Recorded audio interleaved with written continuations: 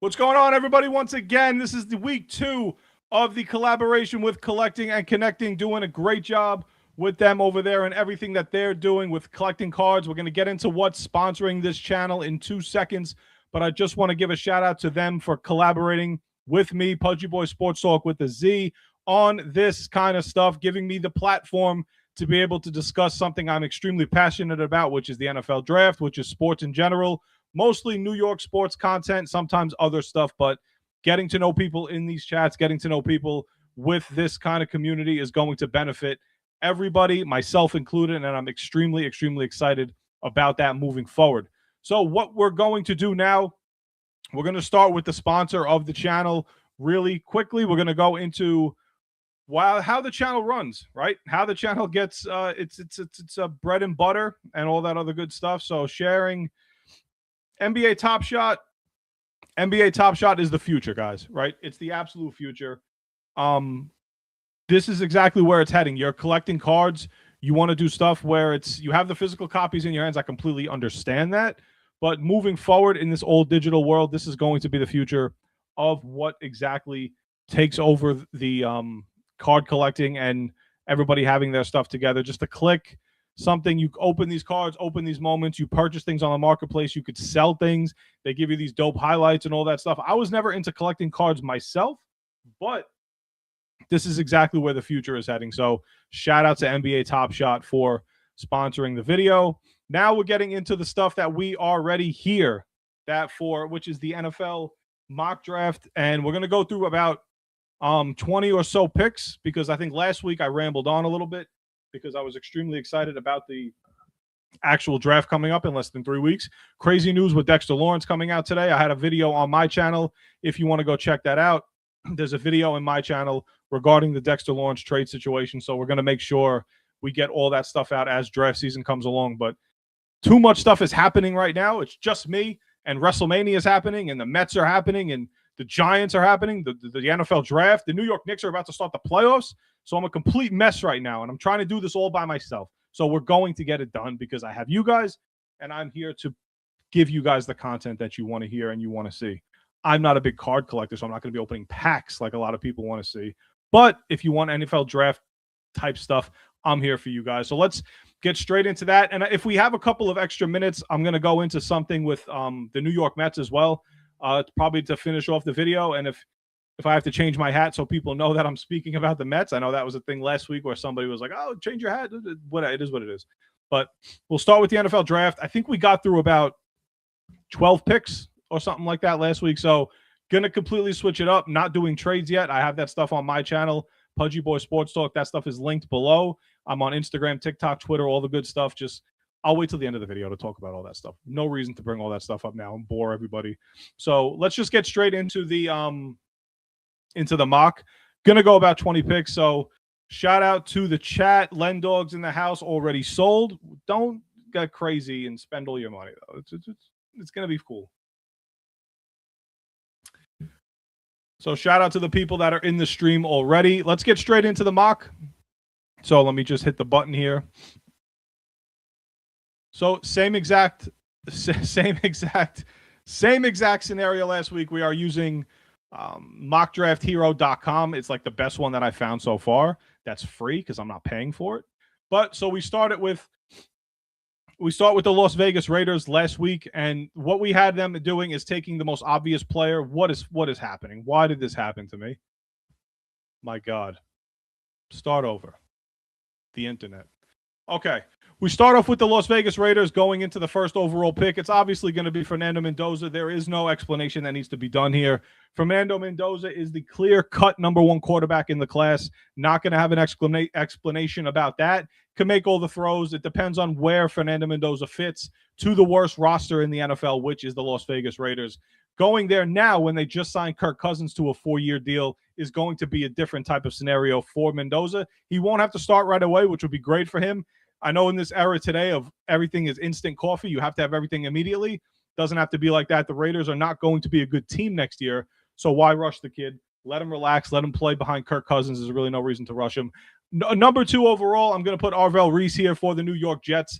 The New York Jets need extremely bad help. They have a very thin defensive line. They need help at the defensive line position, at the edge rushing position. They just traded Jermaine Johnson, who was a young and upcoming pass rusher, to the Tennessee Titans with Robert Saleh over there. He's getting the guy back that he drafted 4 years ago in the first round of the NFL draft when the Jets had like 8 first-round picks that year, and they took all these players. Jermaine Johnson going there. Arvell Reese, you're drafting him to put his hand in the dirt and rush the quarterback. You're not drafting him to be the off-the-ball linebacker that he did 50-50 over at Ohio State. You want Arvell Reese to hand in the dirt, get the swim move, very good bend at the line of scrimmage. Arvell Reese could be a very good Danielle Hunter type comp. You look at a guy like Jonathan Grenard. Those are the type of guys that I've compared myself to Arvell Reese. So the Jets would be getting an extremely good player here if they're going to line him up at one position specifically. It's not going to be multiple positions because that won't be Arvell Reese's strength when he gets to the NFL. Put him at one position, let him rush the passer. He'll be very, very good at that. Going to the Arizona Cardinals, this to me, I think they need help in multiple places, right? You see offensive tackle. They're not taking a quarterback this high. Edge could be the position that I'm going to go here, and we're going to go David Bailey out of Texas Tech. David Bailey, Texas Tech, speed rusher off the edge. This guy has risen up the draft boards from into the top 10 fringe range. Over the second half of the college football season, David Bailey made a complete name for himself, and he rose up these draft boards into the top 5 and probably could even go number 2. Do not be surprised at all if he goes number 2 to the New York Jets. You will not be surprised if you hear that name, but I think it's going to be Reese. David Bailey's a guy at speed rusher off the edge, powerful hands at the line of scrimmage, going to attack the offensive tackles especially. Doesn't really line up on the inside much, doesn't really play linebacker much. You're looking strictly edge here for David Bailey, speed rusher. I think they're just going to take best player available, and for them it will be David Bailey, Texas Tech at the edge. Number 4, this is where things get tricky, especially for my New York Giants. What will the Tennessee Titans do in order to protect Carson, in order to protect his name, Cam Ward, in order to protect Cam Ward? How I forget his name is crazy. Shout out to the Miami Hurricanes. Cam Ward is a guy that needs to be protected. Do you take Francis Mauigoa here? Shout out to the U. Do you take a guy like Monroe Fleming, a guy raw, 6'7", big guy, very raw, very coachable? Do you take a guy like him this high? I don't think it could happen, but don't be surprised. The NFL draft is crazy. I do think this is a spot where the Tennessee Titans are going to take Jeremiah Love. I think there's been a lot of smoke with Jeremiah Love and the Tennessee Titans. Could I see a team like the Giants putting on this big-time smoke screen for the Tennessee Titans to go and take Jeremiah Love, to say how interested the Giants are? John Harbaugh said, quote, really, really, really, really, like 4 or 5 reallys, really, really, really good player. That's what he said during the pre-watch for the NFL, for the Combine. So I don't think it'll be a crazy thing if they go out and they take Jeremiah Love at 4. It would actually help the New York Giants a little bit, not having to make that decision over there at number 4. But Jeremiah Love's a tremendous player. Best running back in the class, can do it all. Speed, burst, blocking ability, catching the football, does it all. Did it all at Notre Dame. If you're a fan of the complete running back, Jeremiah Love is your player. And the drop-off from Jeremiah Love at number 1 all the way down to the second running back in the class, it's a pretty big drop-off. So if you're taking a running back, don't buy into the stuff where positional value, because the next pick that I'm going to make as well is another position that the people of the NFL have said is a little undervalued or devalued, better is a better word for that, drafting this high. Number 5, the New York Giants are going to take my number 1 player in the class. That's safety Caleb Downs out of Ohio State. And I'm not saying this lightly. I'm not saying this just because I'm a Giants fan, because I go number 5 and because this would not be the number 1 overall pick, obviously. I'm not just saying this because I'm a Giants fan. If you look back at my videos over the past couple of weeks or the past month talking about the draft, Caleb Downs, from what I've watched on film, is the most complete safety prospect that I've watched in at least 5 or 6 years studying the NFL draft. That goes back to Kyle Hamilton. That goes back to other players that have gone high in the NFL draft. I think Caleb Downs is a tremendous safety prospect. He plays huge at the line of scrimmage. Great run stopper, goes back on the football well, attacks the football well, doesn't get handsy when the ball's up in the air. Tremendous eye-to-ball ratio when it's up in the air, going to make a play for it. You don't see the turnovers much with Caleb Downs. I think that could change with Denard Wilson and the New York Football Giants. But Caleb Downs could do it all. Locks down the tight end, locks down the slot. Very tremendous blitzer. Great tackler. This is the most complete safety prospect that I've watched in a very, very long time. And I'm extremely, extremely happy to have him. I'm saying it like we just drafted him. Now I'm getting too excited. This is what I can't do. I can't get excited about certain players because then when we don't get them, I get all pissed off and I get sad and I walk around mopey. But there are plenty of players in this class to get excited about. But we will find, we will make sure that we get Caleb Downs. Banana Mac, thank you so much, bro. I appreciate that for the super chat there. Banana Mac says Dolphins fan over here. I will get to the Dolphins, Banana Mac. Trust me, I will. I have a very good pick lined up for the Miami Dolphins. That is much appreciated. Thank you so much for putting that in there. Let's just run through the chat really quick. Fins up. Yeah, Banana, what do you think about what the Dolphins did this year so far? The cleaning house with Tagovailoa gone, Tyreek Hill, Jalen Waddle. Like, let me see what you think about that. We'll just go over a couple of people that have joined us. I see a lot of names from last week as well, which I appreciate you guys for stopping in. It means the world to me. Cart Pigs is in the house. John Garrison in the house says the Bears. I see the Chiefs. I see the Browns. I see it all over the NFL. Len Dog's in the house. Paulie in the house. What's going on, Paulie? Cowboys, Mr. Kicker in the house. Cowboys, man, don't do that to me. Come on. What are you doing? Mr. Kicker, don't do that to me. Should have got rid of, Banana says, should have got rid of Tua last year, in my opinion. Would have loved to keep Tyreek. Yeah, I agree. Tua is kind of the weak link there. He was the weak link for a couple of years, but he did have a great year a couple of years ago, when they had all that stuff going on with the number one offense. Going to the Cleveland Browns, I've had Carnell Tate going here for a couple of weeks now because I think they're going to need to give Shedeur Sanders some help. It seems like Shedeur Sanders is going to be the quarterback over the next couple of years. I don't know what Kevin Stefanski and the relationship they had there. I think Shedeur Sanders actually has a ton of talent and just needs to have the right team put around him. Is he the perfect quarterback? Absolutely not. But I think Shedeur Sanders' personality kind of clouds over the actual talent that this kid has. I think he's got a lot of talent. He's an extremely accurate quarterback. Doesn't have the strongest arm. He's a little bit less mobile than a guy like Dart or a guy like Cam Ward. But Shedeur Sanders could be a winning quarterback in this league. And don't let the personality and all that stuff get in the way of him being a good quarterback. He could happen here. What the Browns need to do here, and I had them taking Carnell Tate. This is going to be Francis Maui-Noah out of Miami. And I'm a huge Miami Hurricanes fan, so I've watched a lot of Francis Maui-Noah over the last year and a half.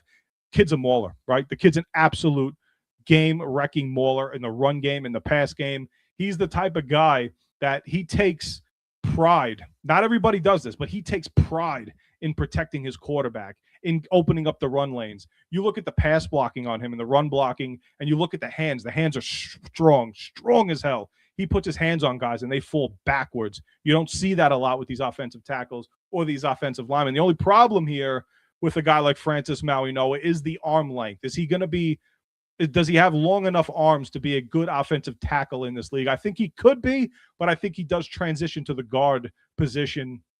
Probably not this year, maybe as early as next season. I think he'll be better suited with the short arm length to be at the guard position. So you think that a guy like him, they're going to need to protect Shedeur Sanders. They're going to have to protect Shedeur Sanders, and they need to get guys in here to do it. I don't think Carnell Tate does that.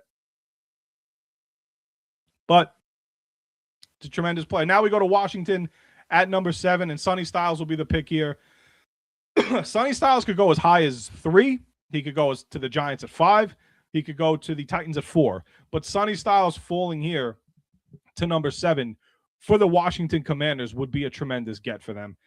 As painful as it is for me to say that, I think Sonny Styles is, and the Isaiah Simmons comparisons from Clemson a couple of years ago, not fair at all. Isaiah Simmons never had a position in college. He played corner, safety, linebacker, lined up on the defensive line at edge. Sonny Styles is a freak athlete with tremendous upside at the linebacker position. He's a sideline to sideline speed rushing linebacker, does not miss tackles, constantly behind the line of scrimmage. He's an absolute menace when he's lined up at the line of scrimmage, can fall back, play the tight end, covers very well. He will not line up like Isaiah Simmons did at corner at Clemson and go play these receivers out there. Styles is a tremendous freak athlete. The only thing for Sonny Styles, It has to be the NFL play recognition. Sometimes has a little bit of trouble recognizing plays after they're snapped, but he will adjust to that. You get him in the right system, get him with the right coordinator. He has the athleticism, he's got the speed, and he's got the ability to make the play rec in the NFL a lot better. That stuff could be coachable. That stuff is very teachable. And Sonny Styles is a tremendous talent. He would be a great pick for the Washington Commanders. Going to number 8 with the New Orleans Saints, who are in a weird position. They still have Chris Olave, so I don't want to go Carnell Tate here. With the New Orleans Saints, we'll go Ruben Bain Jr. Ruben Bain out of Miami. Shout out to the U. Ruben Bain, he's like the freak darling at the edge rushing position, right? Stronger than David Bailey, stronger than Arvell Reese, gives you that mauler type guy at the edge. Do I see Ruben Bain getting us 15, 16 sacks a season?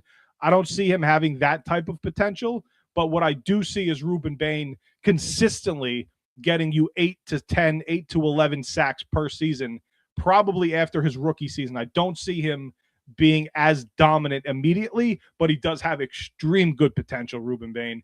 Great against the run. You look at a guy at the edge that sets the edge. Tremendous run stopper, Ruben Bain is. Really strong at the point of attack. He will bully average to below average offensive linemen. Not everybody could come out of college and do it. He will be able to do that on pure strength alone. The problem with Ruben Bain is the bend. Does he have the flexibility to get under the tackles, through the guards? Does he have that closing speed that gets him those, instead of having 7 sacks a year, does the closing speed improve to where he gets 12, 13 sacks a year? That's what you're looking at with Ruben Bain, but he's a great talent. Going to number 9 with the Kansas City Chiefs, one of the most obvious picks in the class, Mansour Delane will go to the Kansas City Chiefs. They just traded Trent McDuffie. They're going to need to replenish at the corner position. And what better way to do that for the Kansas City Chiefs other than getting Mansour Delane, the top cover corner in this class? One of my favorite statistics about Mansour Delane. One second. It's cold coffee now. It's not that good. One of my favorite statistics about Mansour Delane is the penalties, right? He gets handsy at the line of scrimmage, but he does it in such a finesse way where he just does not get penalized. He does not get penalized, especially in college where you could get penalized very easily. That's going to transition to the NFL. So Delane is very physical at the line of scrimmage. When the ball's up in the air, he is a turnover machine. He's going to go up and get the football. Very strong at the point of attack. Goes up and gets it. Shuts down slot. So you can line up outside. You look at Delane, and he could plug and play immediately for the Kansas City Chiefs at the CB1 position. This would be a great get for them. They're going to have to make sure that they land Delane because he could easily go as high as 5 to the Giants. I had him in a mock at one time right there. I'm going to go to number 10, and then I'm going to run back to the chat real quick. So the Cincinnati Bengals, what do they always need help with, right? The offensive line. They don't need skill position. Their number one target should be the best player available on defense right now. They could use help on the O-line, but they need defense in the absolute worst way. And you look at the board, right? You look at the best available. You're not seeing that guy right now. You could go Akeem Mesidor out of Miami. You could go Keldrick Falk out of Auburn, but you're not going to do it. What they're going to do, and this one's a little tricky because he did just get hurt during the combine. So we're going to go corner Jerry McCoy out of Tennessee. Jermod McCoy. Jermod McCoy is the second best corner in this class. Second best corner in this class. They need absolute help in that secondary in Cincinnati. But it feels like Cincinnati just needs help everywhere, even though they have so much talent on that roster with Burrow. But all of their talent is on the offensive side of the football. They need help defensively, and they're going to get it by drafting McCoy here. So I'm just going to go to the chat really quick. Anthony, what's going on, man? Says, hypothetically, if the Browns said you could get Myles Garrett for the 5th pick and you're number 1 next year, you make that trade 1,000%. If the Cleveland Browns called me and I'm the Giants general manager and they said you could have Myles Garrett, you got to give us the 5th overall pick and next year's first round pick, which I think is going to be a little bit later because I think the Giants will win a few more games than years past. I'm making that trade immediately. I'm hanging up the phone before the Browns could change their mind. I'm hanging the phone up immediately. Maybe, excuse me, maybe there's a scenario where the Dexter Lawrence news just came out and the Giants maybe include the 5th overall pick this year and possibly Dexter Lawrence. Send him over to Cleveland. We'll take Myles Garrett off your hands and pair Myles Garrett with Brian Burns, Kayvon Thibodeau, and work on that interior of the line through the draft, which there's a tremendous player from Ohio State that the Giants I'd love to pick up in the early second round. Esterix, Soto news is brutal from about 30% of my 323. Yeah, it does suck. It does. The Soto news is out. So he's going to be out about 2 weeks, 3 weeks at the max with the mild calf strain. But you know what? When we get into, I'm going to get into the Met stuff later, but it's better that they put him on the IL now than just be cautionary with it, because there's no reason to rush him out onto the field, especially with the way that they played over the last 3 years. Hive, thanks for stopping in. George White says, go Bills. Caleb says, bear down. So we got Bears fans, Bills fans, Dolphins fans. We got a lot of different fan bases in this chat. I appreciate every one of you guys for being here and coming through this with me. How far into this are we? Because I will not let you guys sit through another 40 minutes of me rambling over these draft picks. I'm only up to number 11. All right, we're going to push through. Banana Mac, your team here. The Miami Dolphins. This would be a great spot, right? I don't think this happens, but for the sake of this mock draft, Carnell Tate will replenish the wide receiver position for the Miami Dolphins. They just lost Tyreek Hill. They just lost Jalen Waddle through trade. What better spot to come here than Carnell Tate? This could also be a Mekhi Lemon spot. This could also be a Jordan Tyson spot. Either way, the Miami Dolphins are going to get some help in that much-needed wide receiver room, especially for Malik Willis, who they just gave a little bit of money to. They're going to have to help him out. Coming to the Cowboys, which absolutely sucks. Screw the Cowboys. I'm going to go to the worst player possible. No, I'm kidding.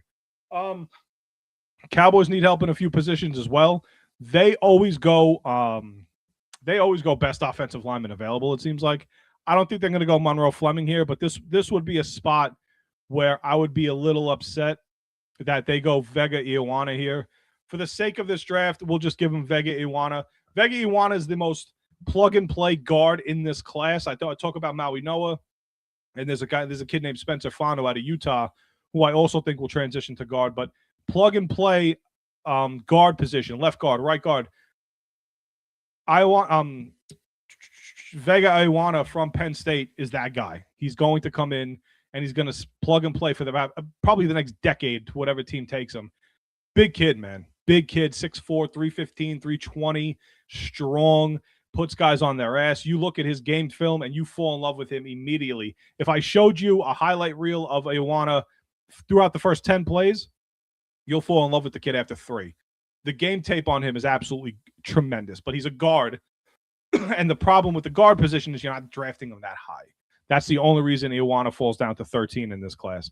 Going with the LA Rams, who have this draft pick, I think from the Falcons last year, when they traded for James Pierce. The Rams need – what do the Rams need? What do the Rams always replenish with? Jordan Tyson, wide receiver from Arizona State. Jordan Tyson, if not for the injuries, the collarbone, the hamstring, the torn ACL. Jordan Tyson, if not for all of those injuries, is probably the consensus number 1 overall receiver in this class. He's explosive. Footwork is tremendous. Hands are tremendous. Ball skills tremendous. Route running tremendous. He is so good at the line of scrimmage. The get off is really good. The speed downfield is really good. And this is post-injury. So pre-injury, you could just imagine. But post-injury, he's still that explosive guy. To get him here at 13 for the Rams would be great. The Baltimore Ravens, who are in need of a lot, John Harbaugh's former team, they could use help on the interior. So we'll go Spencer Fano here out of Utah, who he's listed as a tackle, but he's a guy that I think will transition as well to the guard position. I think he's better suited for that. He does struggle just a little bit with the speedier edge rushers, and the way you could solve that, don't put him out there on the island. Move him to the inside, let him be the dominant guard that he could be, and that he actually showed at Utah. No reason to completely change his play style up. Let him come down. Don't put him out there and put him on the island against the Myles Garretts of the world that you're going to have to put him against when you're the Baltimore Ravens. You got Casey Hayward, you got TJ Watt. don't put Spencer Fano there if you're going to draft him. Put him on the inside. Give him some help. He could be a very good guard, excuse me, in the NFL. Going to the Tampa Bay Buccaneers at 15. Buccaneers were a little disappointing, right? They started off hot last year, and then everything kind of just fell apart. This is going to be a good spot for them to get a receiver as well. I think they need help at that position after losing Mike Evans. So we're going to go with Mekhi Lemon out of USC. Mekhi Lemon is fast, great footwork, great hands, good route runner. Mekhi Lemon is a kid that is going to be exciting to watch in the right offense in the NFL. You would have loved to see him in this box specifically go to the Rams, because that offense is a little more up-tempo and it's a little more new age, if that's the right term for it. But Mekhi Lemon will be a great fit. Not going to replace Mike Evans' productivity immediately, and Chris Godwin's always injured, so you want to get a receiver in this class, and Mekhi Lemon's a pretty good receiver. He's going to come out. He could even be the second receiver taken in this class. Going to the New York Jets, this is going to be Kenyon Sadiq, tight end. This will be the first tight end off the board. Kenyon Sadiq is an absolute freak show at the tight end position. He could be a weapon and a half for a team. This is a Kyle Pitts type clone, but I think Kenyon Sadiq has immediate impact to the team that he goes to, depending on where they're positioned in this league. The Jets with Geno Smith. I don't think Geno Smith is as bad as people think. He's not great, but he's going to bring a little bit of respect back to the Jets and good quarterback play. What they did last year with Justin Fields was a complete joke, and they should have never had him playing the quarterback position for this team, as well as paying him $20 million a season for 2 years. The Jets are just a lost franchise. But Kenyon Sadiq here, this would be a great draft for the Jets, right? Getting Arvell Reese at 2, getting Kenyon Sadiq at number 16, barring that they don't take a Ty Simpson here. I think that Kenyon Sadiq is a great tight end, really good hands, great in the red zone. He could be a good get for the New York Jets at 16. Going with 17 to the Miami Dolphins. Excuse me. The Miami Dolphins. Going to the Detroit Lions at number 17 with a very sad ending to their season will be Monroe Freeling, offensive tackle out of Georgia, 6'7", 320. Huge kid, man. Got to be able to coach Monroe Freeling. If you want Freeling to be a stud in this league, you're going to have to coach him up, because he's got all the intangibles that you want at an offensive tackle position. Strong, great get off at the line of scrimmage, puts guys on their backs. He's so strong, man. You look strongest offensive lineman in this class. Monroe Freeling has all the tools to be the top lineman in this class. He's just not polished. You're going to need a great coach. And what better team to get a great project at offensive tackle than the Detroit Lions? Their offensive line has been absolutely amazing for years now. Putting Freeling there, letting him play with that team, with that offensive line coach, with the head coach there, Dan Campbell, this could be a great spot for a guy like Freeling to get here and develop into that all-pro, all-world offensive tackle. Going to the Minnesota Vikings, they need a lot of help everywhere, right? They could use help everywhere. Harrison Smith's another year older. They're going to take Dylan Thieneman out of Oregon here. 2 players from Oregon going in the last 3 picks with Sadiq and Dylan Thieneman. The top safety after Caleb Downs in this class. Ballhawk. You get a little weary about some of the guys from Oregon. You don't know how they're going to adjust to the NFL, but the defensive kids, they're going to be pretty good. I like this kid here at number 18 to the Minnesota Vikings. We'll just plow through these next 2 picks. The Carolina Panthers here, Avion Terrell. The Carolina Panthers could use a lot of help. None of this here says corner, but I'm going to take a corner here. Avion Terrell is a kid that hurt his hamstring in the draft process. I think he's going to be a really good cover corner. Does struggle a little bit, gets a little handsy at times, but when you see Terrell at Clemson, you see that potential. AJ Terrell, if you think of it from Clemson, you could probably combine the 2 players and you could get a good comp out of them. Dallas, again, they have another first-round pick because of the Green Bay Packers and the Micah Parsons trade. I don't know why, but I could see Caden McDonald going here, and maybe this would be a little high for Caden McDonald because I would love for him to fall to the second round to the Giants. Caden McDonald is the top defensive tackle in this class. He is an absolute run stuffer. I think he would be the greatest pick for the Giants to be able to get. He'd be the greatest pick for the Giants to be able to get at in this with the second pick. I mean, I'm sorry, with the third pick, with fourth pick in the second round. I would absolutely love that. Go Pack Go. 81-79. The Knicks are winning by 2. Thank you for the update. Len Dogs, much appreciated. That could be a potential first-round matchup for the New York Knicks. So get used to seeing the Hawks because that could be the next 2 weeks worth of games for the New York Knicks. So we got 30 minutes into the NFL mock. We went 20 picks. Probably going to go full round next week. If that's the case, if you guys are interested in that, let me know. So we're going to just buzz off of the NFL mock draft for now. Excuse me. And we're going to move into hang on 1 second. There we go. So for the next 10 minutes, I will get you guys some Mets updates. I don't know how many people are watching baseball. How many people? I know there's a card collecting community here, and if there's any baseball card collectors, let me know. But the New York Mets, I've been going back and forth with Mets fans since November of 2025, and they've been really, really obnoxious fans. The Met fan is probably the most obnoxious fan in the entire baseball community because they're never satisfied, but they all think they know what it takes to win when they've just never seen winning in their entire lifetimes, right? Manuel Cruz in the chat says the Niners, San Francisco, they're going to bounce back next year and have a big year.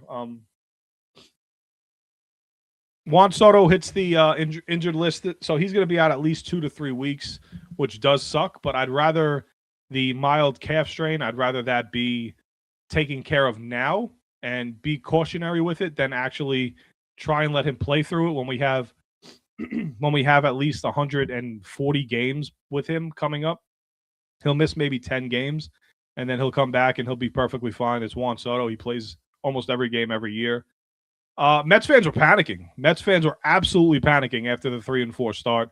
Told everybody to just calm down for a little bit, but people act, and it's good that we did the mock draft prior to this. Baseball fans sometimes act like the baseball season is the same thing as the NFL season, where you could start 3-4 in baseball and you still have 157 games to play or 155 games to play. In football, when you start 3-4, yeah, you're allowed to panic because there's only 10 games left. In baseball, you have 90% of your season left.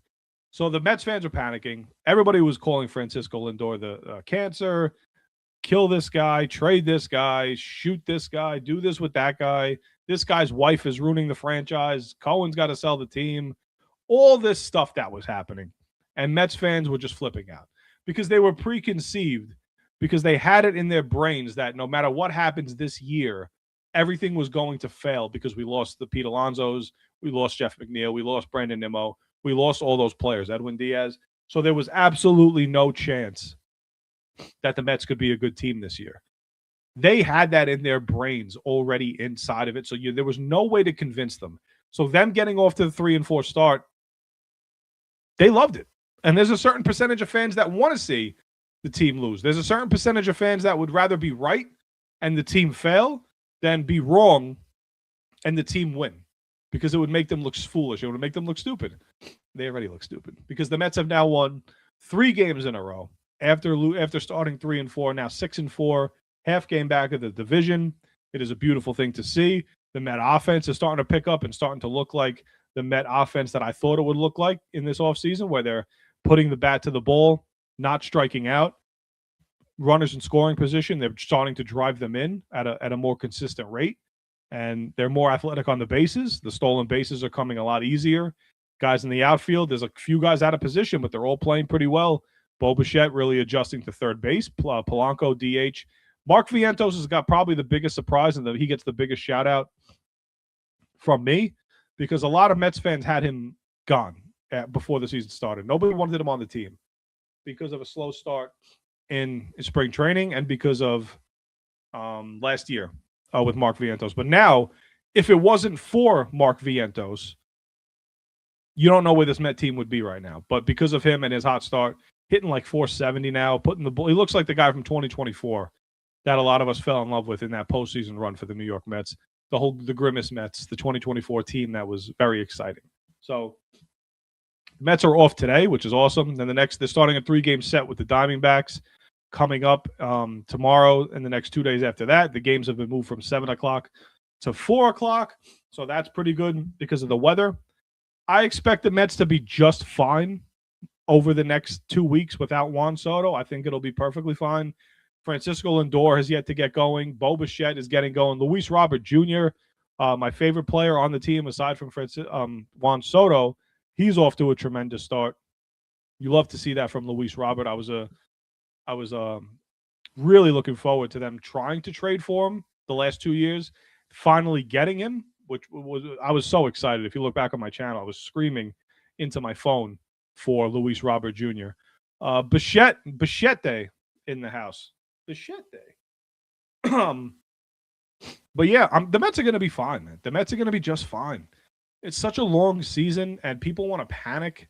And when you put things into perspective with what the Mets fan is going through right now, I understand that people still have their heads all the way up Pete Alonso's behind, and they just don't want to let him go. And if you look at what Pete Alonso's doing right now, it's not good at all. He looks horrible at the plate. Orioles fans are already booing him. Not to say that he's going to not have a good career over there, but put things into perspective. It's early in the season. The Mets are going to be fine. Their pitching has been so good so far this year. The starting pitching, the bullpen has been lights out. Devin Williams has been great. Luke Weaver, Brooks Raley, Freddie Peralta, who's going tomorrow, who the Mets acquired in the offseason, and then going with Clay Holmes. A lot of people clown the Clay Holmes signing. That turned out to be a really good one, right? So quick job on the Mets. I'm not going to spend too much time on it because I would like to finish watching this Knicks game, to be fair. To be a tight game. Let's go, Knicks. Thank you guys for joining. That was just wanted to hop on and do a quick mock. We went 20 picks. We'll probably go 30 next week. Probably do the full 45 minutes to an hour with the mock draft. We'll go more in depth with a lot of those players as we are less than 3 weeks away from the NFL draft. Met Talk will be put at a halt for now. I just like to get the Met Talk in as much as I possibly can because people don't want to hear the Mets, and the Mets fan base is very obnoxious. And I like to fight against the Mets fans. But thank you guys all for coming in, for commenting. Shout out to Banana Mac for the super chat there. That's much appreciated. Go Yankees. Yeah, go screw yourself. Catherine, Anthony, Paulie, everybody who stopped in the chat, thank you guys so much for this Collectin and Connectin collaboration going into week 2. Hopefully we'll back again next week, and hopefully you guys are back again next week. So thank you guys for watching. Much appreciated. Love you guys.